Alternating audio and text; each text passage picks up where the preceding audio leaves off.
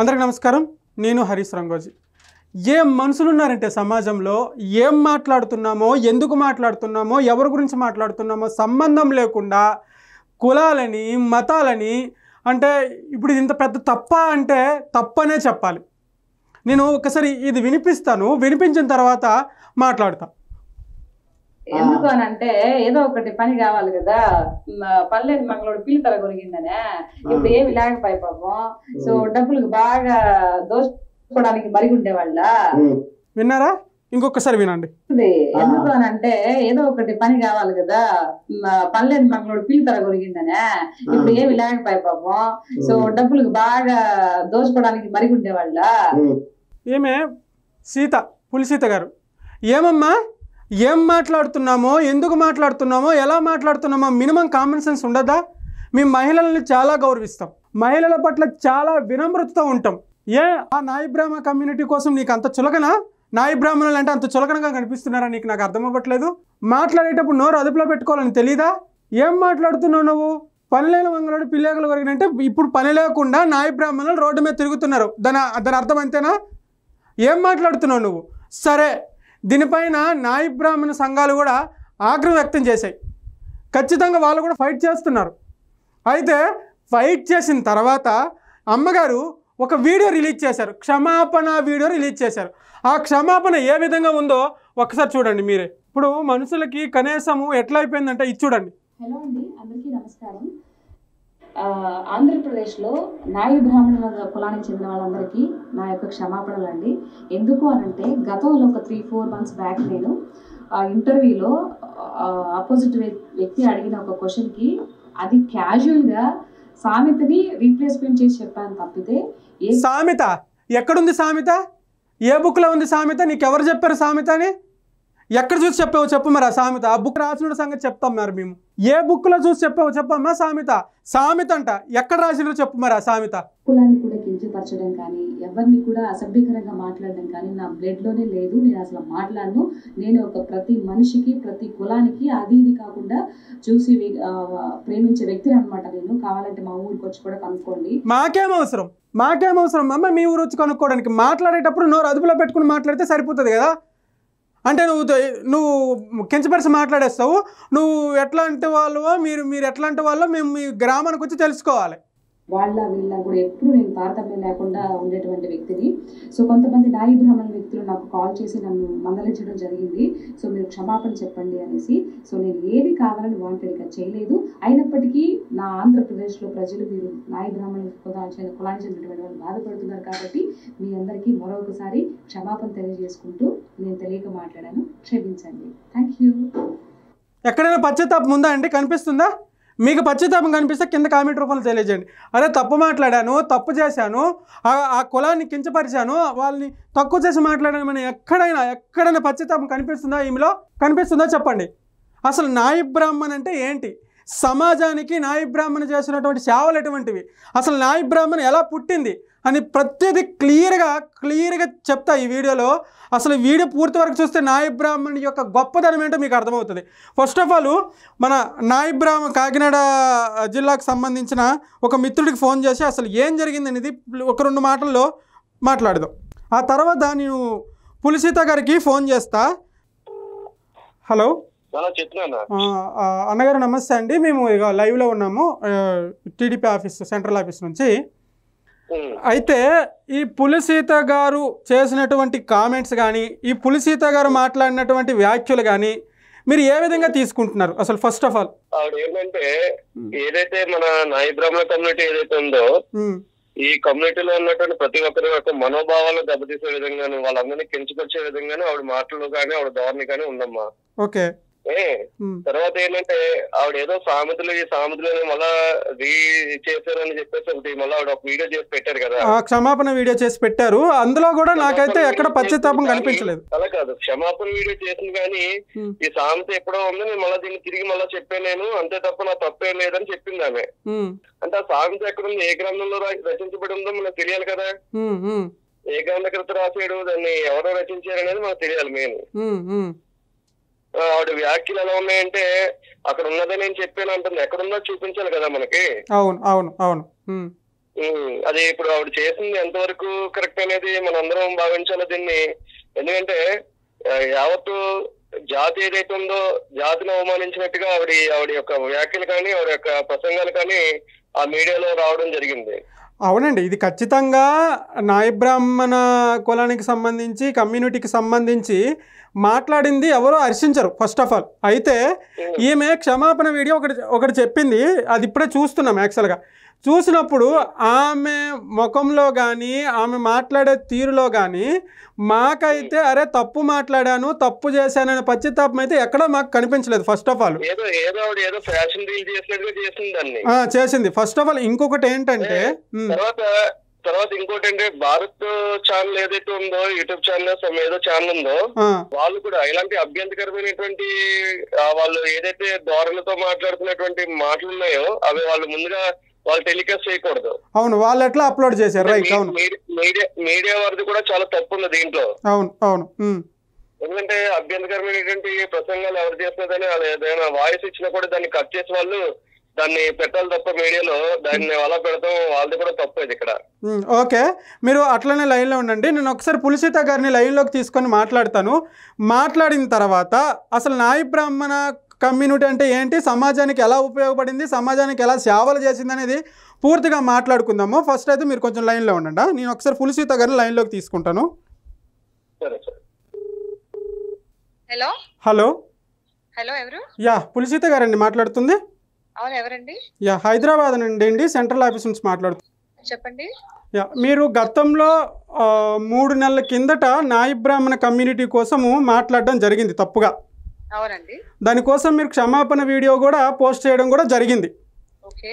అయితే దానికి సంబంధించిన అంశం పైన మీరు ఏదైతే క్షమాపణ వీడియో చేశారో ఆ క్షమాపణ వీడియోతో సంతృప్తి చెందలేదు.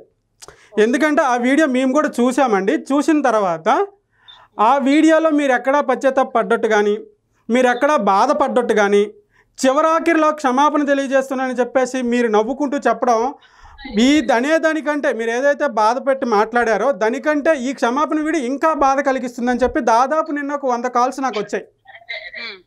దానిపైన మీరు ఏమంటారు? యాక్చువల్గా వాళ్ళు లైన్లో ఉన్నారు, దానిపైన మీరు ఏమంటారు? కాకినాడకి సంబంధించి నాయ బ్రాహ్మణ సంఘానికి సంబంధించి ఒక ఆయన లైన్లో ఉన్నాడు, దానికి సంబంధించి మీరు ఏమంటారు? బేసిక్గా నేను ఒక్క నిమిషం లైన్లో ఉండండి. చెప్పండి.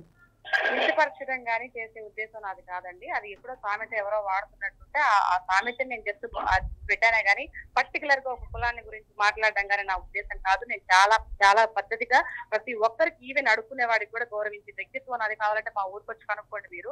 అలాంటి తత్వం కలిగిన నేను సరే అది విషయం తెలిసిన తర్వాత మా వాళ్ళు బాధపడుతున్నారని తెలిసి నేను ఆ వీడియో పెట్టాను. అది బాధతో పెట్టానా నవ్వుతూ పెట్టాను మీరు అంటున్నారు. నేనైతే మనస్ఫూర్తిగా అందరికి ఇప్పటికి కూడా క్షమాపణలు కోరుకుంటున్నాను. అది పెట్టడం తప్పే. అది పెట్టడం వల్ల మీరు అందరు బాధపడ్డారు కాబట్టి వాళ్ళందరికీ మరొకసారి కూడా ఈ యొక్క నేను ఏదైతే వాయిస్ ద్వారా చెప్తున్నాను మనస్ఫూర్తిగా అందరూ నన్ను క్షమించమని మీ అందరి ద్వారా వేడుకుంటున్నాను. అది నవ్వుతూ పెట్టి నేత చేయడానికి కాదు. ఎవరైనా నా వల్ల బాధపడిందంటే నేను వెంటనే రియాక్ట్ అయ్యాను. కాదు, ఓకే, మీరు చెప్పింది ఓకేనండి. కాకపోతే మీరు ఏదైతే క్షమాపణ వీడియో చెప్పారో ఆ క్షమాపణ వీడియో మీరు ఒకసారి చూడండి. మీరు ఒకసారి చూస్తే అందులో మీకు క్లియర్ గా అర్థమవుతుంది. కరెక్ట్ గానే చెప్పానండి. నేను ఏది కావాలని వాంటెడ్ గా చేసింది కాదు. ఒక్కసారి మాట్లాడండి. ఒకసారి చేసింది కాదు కాబట్టి క్షమాపణ వీడియో చెప్పాను. మీరందరూ దయచేసి నా మీద దయ ఉంచి నేను ఊరికి వచ్చున్నాను. నా బిడ్డ కొంచెం ఫంక్షన్ ఉంది, నేను కొంచెం బిజీగా ఉన్నాను. ఇలా ప్రతిసారి మీరు నాకు కాల్ చేసి నన్ను చాలా ఇబ్బంది పెడుతున్నారు. నన్ను ఇబ్బంది పెట్టి మీరు నైట్ 11:30 కూడా మీ వాళ్ళు కాల్ చేస్తే నేను ఫర్దర్ గా యాక్షన్ తీసుకోవాల్సి వస్తుంది. నేను ఆల్రెడీ క్షమాపణ చెప్పాను. అది ఎప్పుడో ఉన్న సామెత రీప్లేస్మెంట్ చేస్తే జస్ట్ అది క్యాజువల్ గా వాడాను.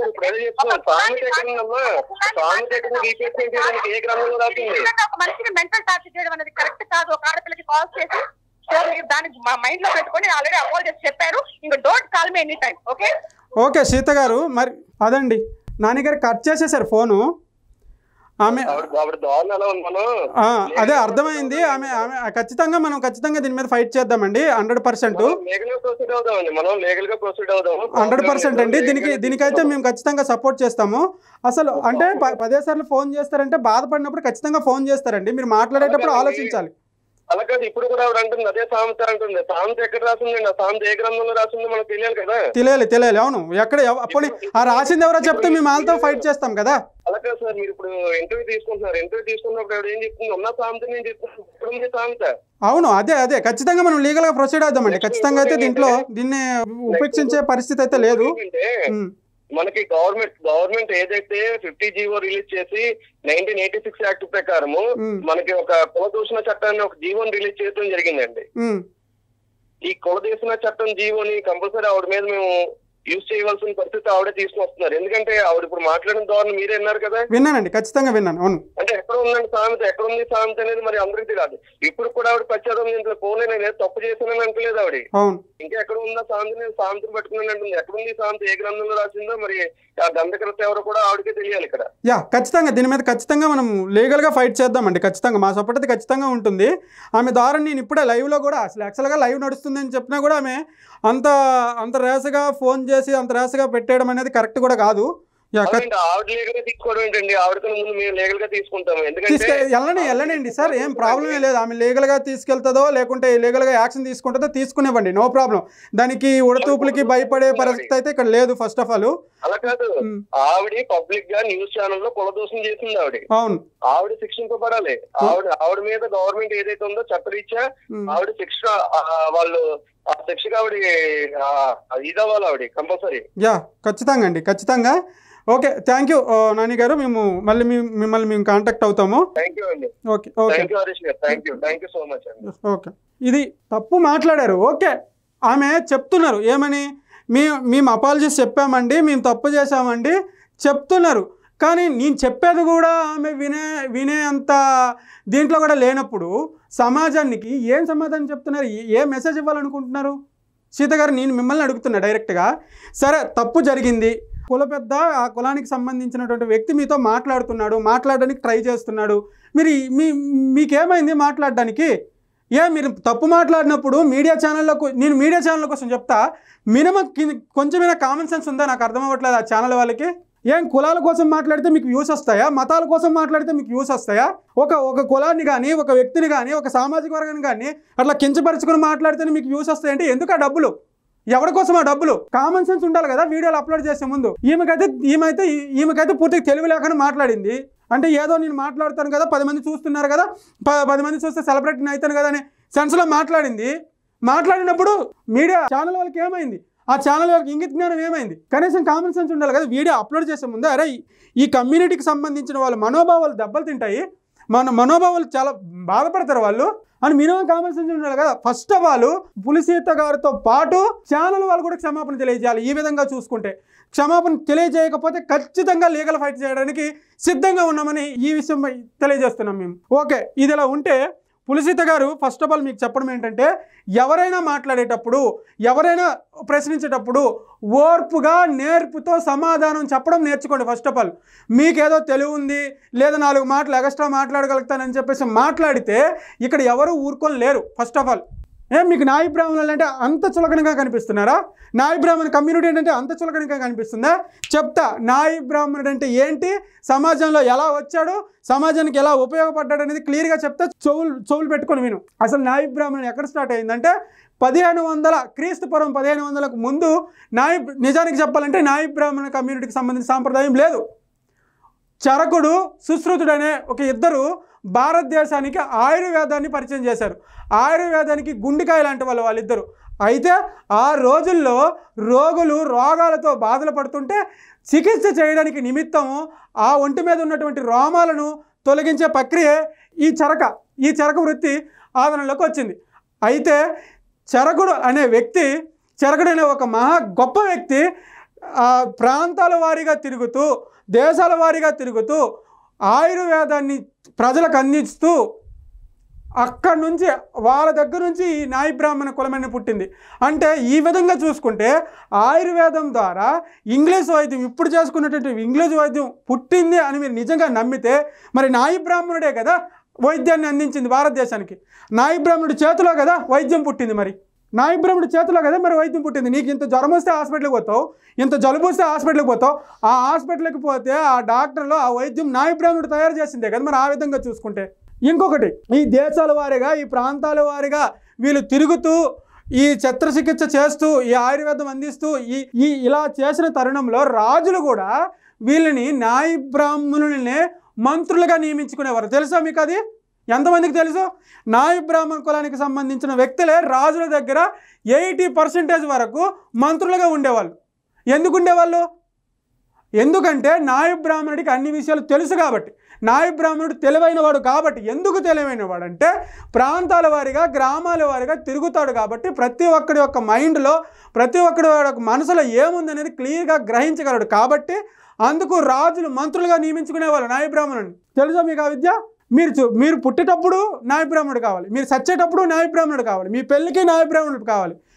మీరు దేవుడికి తలనీలాలు అర్పించాలన్నా కూడా దేవుడికి మీకు మధ్య వర్తిగా న్యాయ బ్రాహ్మణుడు వ్యవహరిస్తాడు. తెలుసా ఆ విషయం మీకు? మీరు డైరెక్ట్ దేవుడికి తలనీలాలు అర్పిస్తామనుకుంటున్నారా? మీరు తలనీలాలు అనిపించింది న్యాయ బ్రాహ్మణుడికి. ఆ న్యాయ బ్రాహ్మణుడు సాక్షాత్ ఆ దైవానికి మీరిచ్చే తలనీలాలు ఆ దైవానికి ఇస్తాడు. అంటే దేవుడికి మీకు మధ్య వర్తిగా వ్యవహరిస్తాడు న్యాయ బ్రాహ్మణుడు. సంగీతం పుట్టింది న్యాయ బ్రాహ్మణుడి చేతుల్లో. తెలుసా మీకు ఆ విషయం తెలుసా? పూర్వము రాజుల దగ్గర సంగీత విద్వాంసులుగా న్యాయ బ్రాహ్మణులు ఉండేవాళ్ళు. ఆ విషయం ఎంతమందికి తెలుసు? అంటే న్యాయ బ్రాహ్మణుడు అంటే అంత చిన్నచూపు అయిపోయింది ఈ రోజుల్లో. మాట్లాడేటప్పుడు నోరు అదుపులో పెట్టుకుని మాట్లాడాలా. మాట్లాడేటప్పుడు ఏం మాట్లాడుతున్నామని ఆలోచించి మాట్లాడాలా. ప్రతి ఒక్కరికి నోరు ఉంది కదా అని చెప్పి ఇష్టానుసారం మాట్లాడితే ఎవరికి లేదు ఇక్కడ నోరు. న్యాయ బ్రాహ్మణుడు నోరిప్పి మాట్లాడితే నిజాలు బయటకు వస్తాయి, మీ చరిత్రలన్నీ బయటకు వస్తాయి, మీ దగ్గర ఉన్నటువంటి అన్ని విషయాలు న్యాయ బ్రాహ్మణుడికి తెలుస్తాయి. ఎందుకంటే గతంలో న్యాయ బ్రాహ్మణుడి దగ్గరికి వెళ్ళేటప్పుడు నోరు అదుపులో పెట్టుకుని వెళ్ళాలరా అనేది ఉండేది. ఎందుకంటే వాడు అంత పవర్ఫుల్ ఉండే న్యాయ బ్రాహ్మణుడు. రాజు తర్వాత రాజ్యాన్ని పరిపాలించే రాజుగా న్యాయ బ్రాహ్మణుడు ఉండేవాడు. అసలు ఇదంతా ఎందుకు? మౌర్య సామ్రాజ్యం ఎక్కడ స్టార్ట్ అయింది తెలుసా మీకు? నందవంశం ఎక్కడ స్టార్ట్ అయిందో తెలుసా మీకు? న్యాయ బ్రాహ్మణుడి దగ్గర నుంచి స్టార్ట్ అయింది. మౌర్య సామ్రాజ్యము, నందవంశము, ఇంకా ఇంకా ఇంకా ఏం తెలుసు మీకు న్యాయ బ్రాహ్మణుడి గురించి? ఏం మాట్లాడతారు మీరు న్యాయ బ్రాహ్మణుడి గురించి? ఇవి తెలుసుకొని ఫస్ట్ మాట్లాడితే మంచిది. పులిసీత గారు ఇది కరెక్ట్ కాదు, మీకు క్షమాపణ చెప్పారు, మీకు మంచిగా ఫోన్ చేసి మీకు క్షమాపణలో పశ్చాత్తాపం మాకు కనిపించలేదండి అని వీళ్ళకి ఏం కావాలో కోరుకుంటున్నారో చెప్పే ప్రయత్నం చేసినా కూడా మీరు వినే దీని సెన్స్లో లేరు. అంటే మీరు ఆ స్థాయిలో ఉన్నారు. అసలు మీరు ఏం చదువుకున్నారు? న్యాయ బ్రాహ్మణ కులంలో పుట్టినటువంటి ఎంతమంది గొప్ప వ్యక్తులు ఉన్నారు? ఏం తమాషాలాగా ఉందా? ఏం మాట్లాడుతున్నారా? సమాజంలో ఏం మెసేజ్ ఇస్తామనుకుంటున్నారు? ఇది ప్రజలారా, ఫస్ట్ ఆఫ్ ఆల్ ఏ కులాన్ని కానీ ఏ వ్యక్తిని కానీ అసలు కించపరిచి మాట్లాడడం అనేది చాలా తప్పు. అసలు నేను ఫస్ట్ ఆఫ్ ఆల్ కులానికి రాజకీయం ఆపాదించకూడదు. కులాల్ని అసలు జనరల్గా నేను ఇలాంటివి పట్టించుకోను ఫస్ట్ ఆఫ్ ఆల్. కానీ ఆమె మాట్లాడే మాటలు, ఆమె చెప్పే క్షమాపణ, ఇప్పుడు ఫోన్ చేసిన మాట్లాడినప్పుడు మాట్లాడే తీరు నాకు నచ్చలే. అందుకనే ఇంతగానో మాట్లాడాల్సి వచ్చింది. సో ఈ వీడియో పైన మీ అభిప్రాయాన్ని కింద కామెంట్ రూపంలో తెలియజేయండి. Thank you.